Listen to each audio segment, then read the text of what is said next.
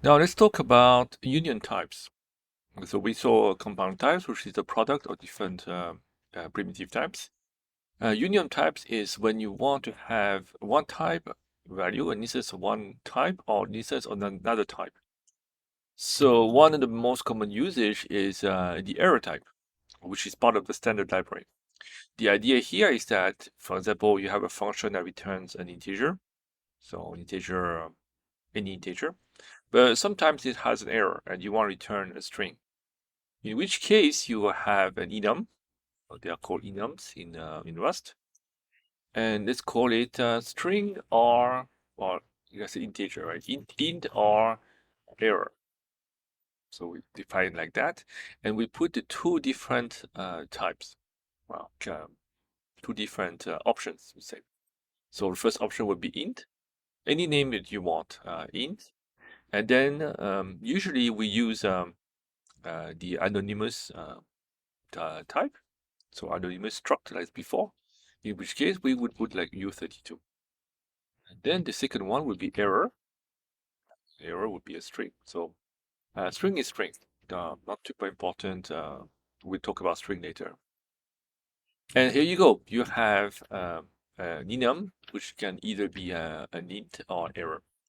In other languages, just like C, Java, many other languages have enums, but usually in other languages, enums only have a value. So you can only do something like enum uh, or and have int or error or blob or whatever you want. Right?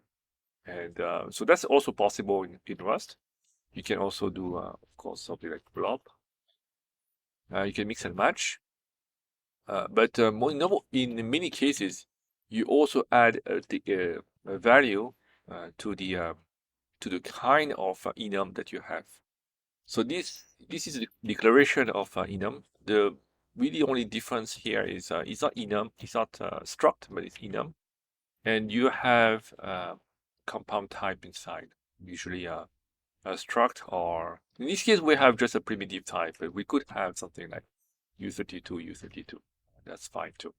Or you could have something. String is actually a compound types. We, so we will have an example here of already that it is not a primitive type. String is part of the standard library. I think, pretty sure it is. So let's go back to this case here and see how we can use that. When you use this enum, so once again we don't have to declare the type. Let's say that E is an instance of that enum. You just need to put one or the other. So if I want to have int, I do int 5. And you can see that there's the word is in red because actually the int is inside the int or error.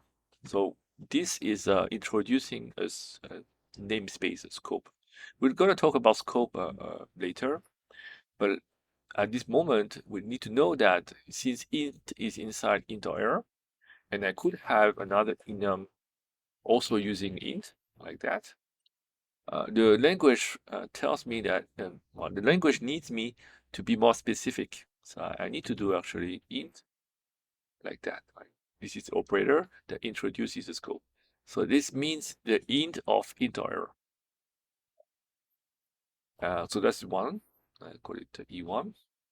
And we can have a second one, so E2, which is the other type, error. And then the string would be, okay, here, not an int. So the only thing that is a bit tricky with strings is that this is not actually a string literal, because string is kind of like a class, right? So we have to do a toString. That's that's a little bit. Maybe I should not use string as an example. Let's use it. Let's use U8. That's that avoids this needless complication. So one error one, and then again, this is not good enough because we're also still missing the namespace. All right, so you can see that this could get a little bit verbose if you have many of these guys. So there's the option to say that you want to use that and bring this guy into your namespace.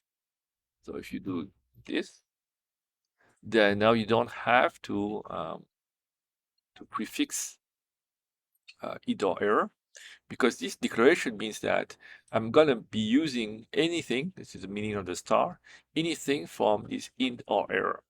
So that brings int and error into the top level namespace. And yeah, that's pretty much it. Later we see how we actually discriminate between these two guys. So the point here is that if you have E2, so if this value is not a constant, but is returned from a function, how we can distinguish between the case where it's an int and the case where it's an error. So this is basically how a Rust does error handling. So functions will not return just a primitive value, just a value, but it will return something that really looks like this stuff, an enum of the value that you want in a normal case. But in some cases, when there's an error, you will get the other type error. So the caller would have to handle both options by doing a syntax that we're gonna see later.